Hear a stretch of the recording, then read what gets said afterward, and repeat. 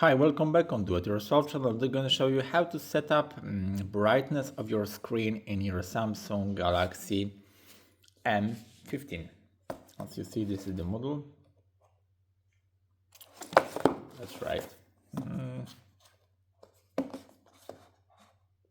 Okay. Go to settings of your phone. Then search for a display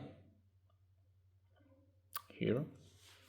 And there is a few options about the brightness. So you can set it manually on the highest or lowest, and you can enable the adaptive brightness. So if you disable it will be only with your manually personalization.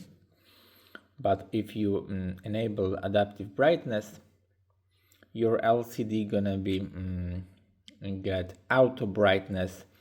So if you have some light on your phone, the brightness will be on the maximum, but if you go asleep, the brightness go down. So this is the best option, I think, to use. So that's it about the brightness of your screen. So I hope the video is helpful for you. If yes, you can leave like, leave comment, and leave subscribe, and see you by next video. Hey.